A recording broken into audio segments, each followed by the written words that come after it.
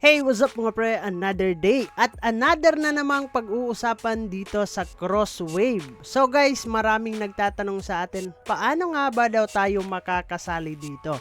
At paano daw tayo makakapag-earn ng cross token po dito sa Crosswave mismo guys, dito sa kanilang platform. So guys, napakadali po nung gagawin natin. Kung kayo ay mahilig dito na gumawa ng mga video, nag-YouTube kayo guys, nag-a-upload kayo ng mga video sa YouTube, ay pwede nyo pong salihan ito. Lalo na kung connected kayo sa mga Web3 games, cryptocurrency guys, and other topic related sa crypto guys, ay pwede kayo dito. So guys, kailangan nyo lang makapasok dito sa kanilang website, and also kailangan nyong gumawa ng account ng inyong Wave wallet. So dun sa cellphone ninyo guys, pwede, and then pwede naman dito sa extension mismo. So dito guys, pag nakagawa na po kayo ng inyong account dito sa Crosswave, so kailangan nyo lang dito is i-connect yung YouTube ninyo bago kayo makakapag-participate dito sa campaign nila.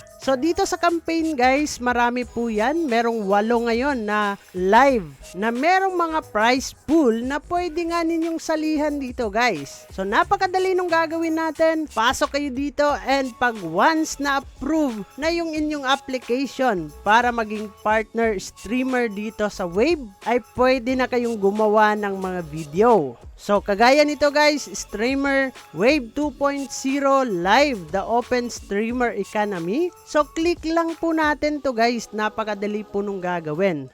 So dito makikita natin lahat yung mga nag-participate inside sa event or campaign na to. So marami po dyan guys, no? Merong 14 pages. So 10-10 yan. So nasa mga 140 na din mahigit yung mga nag-participate dito guys. So ano pa ba yung mga gagawin para magkaroon tayo ng cross token dito? So click lang po natin itong join the campaign, and then dito upload your video to YouTube. Na kailangan po guys is makopy and paste itong mga hashtag po nila, and then ilalagay po natin itong mga hashtag dun sa ating description box. Dapat dun natin yan makikita at ipipaste guys.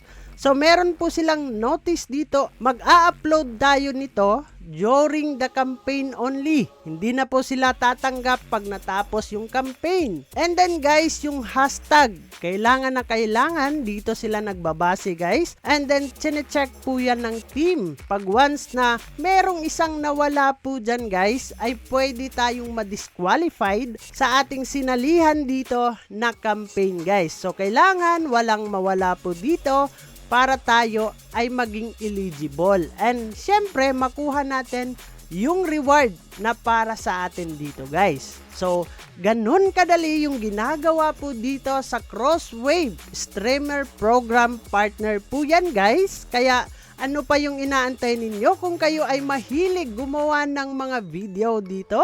So pasukin nyo na to para kayo naman ay makasali dito. The more video dito guys, the more rewards na makukuha natin dito. So yun lang naman yung ating panibagong update patungkol dito sa Crosswave Streamer Partner Program. So bago natin tatapusin ang video na to, kung bago ka lang dito sa ating YouTube channel, ay huwag kalimutang mag-click subscribe and click the notification bell para ma-update at ma-aware ka sa mga panibago nating i-upload na video. So dyan naman kayo guys, ingat tayong lahat, kita-kits in the next video, and bye-bye!